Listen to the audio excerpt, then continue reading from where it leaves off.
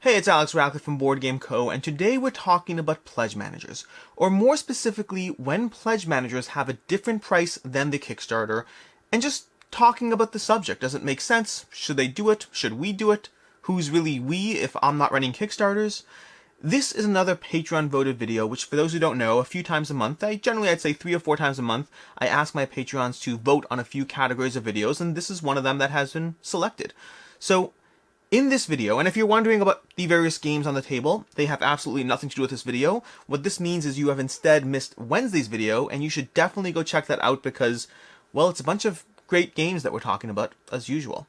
But in this video, in Pledge Managers, so the basic discussion here, to frame the discussion for those who don't know what I'm talking about already, Kickstarter is a thing, I talk about it quite a bit, and in Kickstarters, they often have pledge managers, which is the opportunity to late pledge. And sometimes you have to spend $1 or whatnot to get access. Other times you can just click late pledge after the campaign ends. Very often, in fact. And so there's a general question of, well, if you can do that, well, forget the question. Let's skip the question. Sometimes when you go to late pledge, the prices are different. What might have been $79, I can't speak English. What might have been $79 in the Kickstarter campaign is instead $89 in the Pledge Manager. What might have been a $249 all-in pledge is instead $269 in the Pledge Manager. Effectively, the prices have been hiked. And either way, this is a problem because let's talk about why this happens. Let's talk about the various reasons why this hike occurs and the pros, the cons. Can you actually come up with a solution that makes everyone happy? It's unlikely, but who knows? So as a starting point, why should the price be different in the Pledge Manager? Now, the reason the price is different, often the reason the price is different, is because you want to incentivize backers. By you, I mean the person running, the company, the person, whoever it is running the Kickstarter wants to incentivize backers to back now. Ultimately, that's how you get, Kickstarter funding. That's how you get Kickstarter to say, look how well this campaign is doing. Look how many people are on it. Look how many people are backing it. Look at those funding levels. And then Kickstarter, KickTrack, different places will promote your company, will promote your Kickstarter because of how well it's doing. And it does better the more people that actually back it now. And sometimes it's an issue of number of backers, sometimes it's an issue of funding total, whether the campaign is funded in 3 hours or whatnot. All those things contribute to a snowball effect of success breeds success versus campaigns that aren't funding tend to stagger along even if they might have otherwise made it. Success breeds success on Kickstarter, and it's an important metric. And so you want people to back the campaign right now, to back it at the same time, to back it on Kickstarter, because, well, it incentivizes people to back instead of waiting. And if you let everyone wait, then you're never going to fund anything. Now, as somebody who looks at the value proposition of Kickstarter, from a pure value prospect, from a pure monetary what makes sense aspect, I would say that without a price difference, you should always wait and back later. Always hold on to your money for longer. Always give yourself time to actually have regret, to change your mind, to let the hype pass you by. And really, this is a topic for another video as well, because I actually have more nuanced opinions on that one and more different counter opinions and whatnot. But specifically from a financial aspect alone, you're always better off holding onto your money as long as possible. Why in the world are you going to give up $99 today? Why in the world are you rolling in the excitement and the hype of the Kickstarter campaign? If you give yourself time, you might forget, you might not care, and even if you still do back it, you've held onto your money for longer. So Kickstarter the companies often have to choose to give a higher price later to incentivize people to back during the Kickstarter itself. That's the main reason, and really the only reason that I can think of, as to why the price should be higher later. And while it is the only reason, I think it's a fairly important one. Like I said, you want that funding goal to be hit. You want Kickstarter to promote you as a campaign that's doing well. You want KickTrack to be excited, which means you need that hype during the Kickstarter. It's an important part of the whole campaign management on Kickstarter. But there are a lot of reasons why the price should not be different, why the price should be the same in Kickstarter. And let's go through those one at a time. I think the most basic one, the easiest one off the bat, is technically speaking, when you back later, you're actually giving the company more money. Pledge managers often take a degree of profit to a degree as well. They take a percentage as well. Different pledge managers have different rules and whatnot. But Kickstarter has a 10% cut. So if I spend $100, let's make the math simple. If I spend $100 on Kickstarter, the company only gets $90. Versus if I spend that $100 on a pledge manager, the company's actually getting more. So you're saying that in addition to the fact that I'm giving you more money, we actually have a further penalty that I have to give you even more? Is that really fair? And number two, the actual cost isn't different. The cost of the company is not different before or after. So not only is the cost not different, but and not only are you getting more profit because of the percentages taken, but now I have to pay even more, which it's just not fair. And thirdly, is the Kickstarter experience, you could argue, is its own value. Sure, yeah, I agree that, they backed early, but they also were part of that excitement, that journey, that experience that I wasn't a part of. And so that was the value they got. You don't need to charge me more. That was the value on the table. They got an additional value out of the fact that they were part of that campaign. And that's obviously a very subjective opinion, but it can be an argument. A big one, and an important one, as to why the price shouldn't be different, is because it disincentivizes other people from backing it later. There is an emotional argument at play where a game that I would have paid $99 for, but if the campaign charged $89 and I go to the pledge manager and now it's $99, I feel like I'm paying more for the same product. And that could be a huge disincentive that hurts myself, it hurts the company, it's just generally all around not good for everyone involved to have that in play. And so, charging more can hurt everyone. It can be a factor that disincentivizes further backers. And then lastly, and this is also a big one, because I understand and acknowledge that you don't want to give people a reason to hold their money until the end. I do, I get that. That completely makes sense. I mean, incentivize those to back early, incentivize people to not hold their money until later, and thus have an overall impact on the success of the campaign. But understand that when you have a price hike on the pledge manager, you are effectively punishing those who held back the same way as those who just didn't know better. Didn't know. If I didn't know a campaign was running, and I only find out about it 6 months later, then yeah, I'm basically being penalized for not knowing. And I'm not here to argue that life is fair or not, but it takes away that argument. I don't care about life being fair or not fair. Life isn't fair. But it takes away the argument of we have to hike the price to incentivize you when you're effectively, they never had a choice. You're bundling two types of people together and applying the same impact to both because, you have to. You can't really have a poll, did you intentionally, not back our Kickstarter? So there are a lot of reasons why the price should be the same. But ultimately, at the end of the day, that reason why it should be different is a big one. You need to incentivize success now. That is an important part of the Kickstarter journey. It's an important part of running a Kickstarter. You need to incentivize people to back the campaign now. It's important. This is why you'll often see companies that say things like, oh, and figure out all your stretch goals and whatnot and add that in. Why are they in such a rush to give up 10% to Kickstarter? Because it's its own form of marketing dollars. It's its own form of marketing dollars when you have hype on Kickstarter and it grows and it gets better and higher and everyone's excited about how well this campaign is doing. And so there's a lot of different arguments for and against, but ultimately campaigns have to make a choice. Now I do want to point out that this question is the same whether you have extras versus cost. Maybe you say, hey, everyone who backed in the Kickstarter gets an extra, I think Joan of Arc did this or something like that, but everyone who backed in the Kickstarter gets an extra miniature or two. And if you backed in the pledge manager, you don't. It's the same problem, same arguments all apply.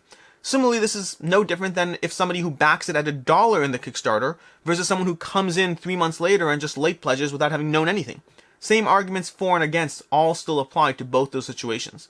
Ultimately, you have a consistent problem here, one that I've talked about in other subjects, which is you can't make everyone happy. You just can't. You kind of have to pick your target audience. You have to pick, and this is true again for anyone. It's true for a Kickstarter company, it's true for a regular board game company, it's true for you, it's true for me, it's true for whatever you're doing. In general in life, you have to figure out your target audience and then try to figure out what makes the most sense for you to do to benefit themselves and yourselves, understanding that there will be peripherals, there will be people that are not happy with their decisions. And this is true with, early supporters versus late supporters, that this concept of right now we're talking about, it's a big deal. Who do you want to prioritize? Do you want to prioritize the people that helped bring your campaign to life? Or do you want to prioritize having open access for all, slightly disincentivizing people to back during the campaign, but opening that door for a longer period after? Which is your target audience that you're trying to make happy? Because again, in both cases, you're going to end up with people who are happy. You're going to end up with people who are unhappy but still pledge, or late pledge or whatever. And then you'll end up with people who are unhappy and change their decisions accordingly. There's always going to be those groups of people, and you just need to figure out which one makes the most sense to cater to for you, for your decisions in life. This is true with Kickstarter extras versus not Kickstarter extras. In general, people don't like it when there's Kickstarter exclusives in a game. It takes away from my experience of getting the game later. I feel like every time I buy Zombicide, I'm getting an incomplete experience if I buy it at retail. And that's true. You are. It's irrelevant. It's a true fact. But that's also why I consider Command to be one of the best Kickstarter companies. Not companies, but they deliver one of the best Kickstarter values because they are prioritizing their Kickstarter backers. Contrast that with a company like Frosthaven, which prioritize their retail backers, or they prioritize the longevity of their brand, and still manage to have one of the most successful Kickstarters of all time, although granted that's probably riding on the success of Gloomhaven. In general, you're going to have to pick who do you want to prioritize, the longevity of your product or the people who are backing your product and bringing it to life and giving you that pre-funding. Which one do you want to make feel more valued or special or incentivize? It's true when when as a company you're trying to prioritize backers versus retail partners. When you're sitting there and trying to decide, well, I want to give my backers a lower price, but if I do that, my retail partners are never going to buy it because the MSRP, the value perception of the product, has been slashed. Nobody is viewing this as a $50 game anymore. Now they're viewing it as a $30 game, and they're not going to want to buy it. Who do you try to make happy? Because again, either way, someone is going to be not happy with your decision and potentially react accordingly. All that being said, are there solutions? Are there middle grounds that could potentially bridge this gap of price differences in pledge managers? And I think there are, with the caveat that I still think you can't make everyone happy, but perhaps you can find a middle ground that potentially works a little bit. And I have 4 thoughts on that, and realistically I think the first 2 are bad. I think they're not great ideas, and I'll explain why I have the idea as well as why I don't think they're a great idea. And then from there I'll go into the 2 that I think are more realistic. So the first one is delayed shipping. You could sit there and say, well, we won't actually change the price, but everyone who backed in the pledge manager will have their shipping delayed by a month. I think it's a terrible idea. In concept, it's a good idea. In concept, what you're doing is you're saying, okay, great, they came early, they get it early, there's no price difference, you'll just get the game a little later. It still provides the incentive, just it takes away the financial hit of what's happening, and it's easy to wrap your head around it, because after all, when you back a Kickstarter, there's never a guarantee anyway you're going to get the game in the first month of the shipping. Maybe you'll get it at the tail end. So it's easier to wrap your head around it. The problem is, the reason I don't like it, is because you're effectively adding extra maintenance costs to the company. There are extra maintenance costs. To sit there and try to split out and delay shipping would add extra maintenance costs to the company. And you're not even doing it in a way that benefits anyone. You're just doing it in a way that hurts other people to make people feel aligned. At least when there's a price difference, at least the company gets more money out of it. So that makes sense to me. There's at least a winner out of this. In terms of delaying the shipping, it's an artificially introduced cost to the company with no one benefiting, just others hurting. The second one, which I think is a better idea than that, but still not great, is small insignificant things like box sleeves, a first player coin, maybe a signed box, maybe a tiny price difference like $3 or something like that. And the last one I think is actually relevant. The first one's not so much. Because things like box sleeves, an extra first player coin, signed copies, those are potential small enough benefits that they might incentivize someone to back doing the Kickstarter, but they also won't feel like that much of a hit after. And of course, it's going to be subjective. People might care about a box sleeve. Who knows? People might care about a first player marker. But the smaller that gap, the less of a difference you have. The problem with the first options there is the same thing as before. You're introducing additional costs. There are additional maintenance costs for the company to try to separate who gets what. You're adding additional room for things to go wrong, for mistakes to happen. There are always additional handling costs the more times you introduce different packing options, different configurations that you need to ship to people. So that tiny benefit to one party is ultimately coming at an increased cost that may not be worthwhile. Versus the last one of those things, which is like a $3 price difference. In the Kickstarter campaign, it's $99. In the Pledge Manager, it's $102. That adds that benefit. It adds that penalization, so to speak, but it does so in such a small way that it doesn't feel that impactful. It does reward the early backers. It does give the company extra money, but to the person who found out about the campaign 3 months later or just possibly didn't have the funds at the time or whatever it is, it's a small enough penalty that it feels more annoying than really genuinely frustrating and possibly a disincentive. So a small gap, I think, is not a bad one. Another option is, I think, and this is a cool one, I don't know, to be very clear, this one, I think it's a cool idea, I think it's a great idea, I don't know the behind the scenes maintenance costs involved, but would be to charge that extra fee, to have $99 in the Kickstarter, $109 after the fact, but that extra $10 effectively goes on your account as a backer towards the next Kickstarter from that company. So again, using, I don't know, let's use merchants, Elf Creek Games, okay? Elf Creek Games, if you back their Kickstarter, you back in the Pledge Manager, it costs $10 more. I don't actually think it does. I don't actually know, but forget that. But you pay that $10 after the fact price, and then the next time you go, they have a Kickstarter, you have a $10 credit. So in other words, it adds that penalty, but it eases that pain, it eases that salve, so to speak, by giving you that $10 back for the next Kickstarter. You're giving them a prepayment on the next Kickstarter because you came late to the party or changed your mind or whatever the reason was this time. I think it's an interesting idea. I think it balances that idea of giving the early backers a reward, which they didn't have to pay the penalty, but at least the late backers get it as a credit towards the next campaign, and it also has the additional benefit of incentivizing people to join that next campaign. Imagine you get an email as a backer, hey, you have a $10 credit towards this campaign. You're incentivizing people to effectively prepay for the next Kickstarter, and it could be a good marketing benefit to everyone involved. I think it's again, I don't know the logistics or maintenance costs of trying to do something like that. I know companies like Lizard Wizard, Forbidden Games, I know they have something like that where they gave a credit to people who backed their previous campaign. Nothing to do with the pledge manager or not, they just gave a credit. So there definitely is the capability to do it, I just don't know what that maintenance cost of that looks like. And then the last idea, which I think is also one that has merit and is probably the easiest to implement from everything here, is the idea that you keep the base pledge at a price hike. So again, you have a base pledge of whatever the game is, let's say $99 for the base pledge, and in the pledge manager it's $109. But any of the higher pledge levels, any of the optional buys, the add-ons or whatnot, everything else you keep the same. So in other words, what you end up doing there is still an incentive for people to come early, because if you just want that base pledge, this is your opportunity to lock it in. At the same time, you sit there and say, hey, if you're going to be the kind of customer, if you're going to be the kind of backer, supporter, who's willing to give the company more money through either optional buys, bumping up to an all-in, things like that, then you'll get the price the same, because you're basically spending more. So what you're doing is you're equalizing the playing field, that you're basically treating someone who's spending more money with the company the same as someone who spent the less money doing the Kickstarter. You're giving them that option of, if you just want the same basic pledge, yes, there's a premium price on that because you came late. But if you want to do anything and everything else, we'll give you the same pricing. It gives you that element of it, and it's the same thing. It's a benefit to the company as well, because it treats it like an upsell. The guy walks in the door and they sit there and you look at the screen and you're saying, well, I could pay $10 more for this. Or if I get that all-in pledge for $199, that's the same price and I don't feel like I'm being penalized. It effectively treats it like an upsell, which I think can be mutually beneficial, which in general in life is my favorite kind of thing. Mutually beneficial is the best way to go. And so that's basically it. So as a quick recap, the first basic idea, the first basic premise of this video is the fact that you have to understand that there are competing parties at play. No matter what you do, you are rewarding or hurting someone. You are either hurting or not hurting, but you're either not rewarding or not giving any incentive for people to back early. Everyone should just wait till the end or back. But alternatively, there's a whole bunch of reasons why there are reasons you should keep the price the same, from the cost difference, from the extra money the company keeps, disincentivizing additional backers. There are a host of competing factors at play, and either way, you're punishing or not rewarding or hurting someone. Someone's losing out.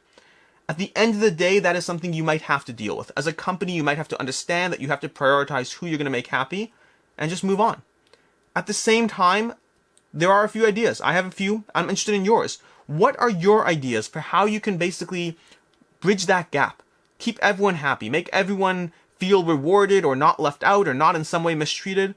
Are there any other options I didn't really think of? As always, I'm genuinely curious to know what you're thinking. What other things did I not think of? What other aspects are there that could make it a mutual win? And finally, if you are a Kickstarter creator, if you're a creator, if you're a publisher who has done Kickstarter games and you've struggled with this problem and you've come up with your own solution, let me know in the comments down below. It's helpful for everyone. It's helpful to give the backers understanding and context to what goes on behind the scenes. It's helpful for other creators to see what other solutions are out there. Be a part of the conversation. We'd love to have you here. Until next time, I'm Alex Radcliffe from BoardGameCo. This is an interesting subject. I think it's an interesting one. It's an interesting one because there are usually heated opinions on both sides of what to do. People who feel that they want something either way. And I've seen fights and discussions and forum posts and whatnot about the different competing elements at play here. That being said, again, I'm Alex Radcliffe from BoardGameCo, and I hope you have a good one.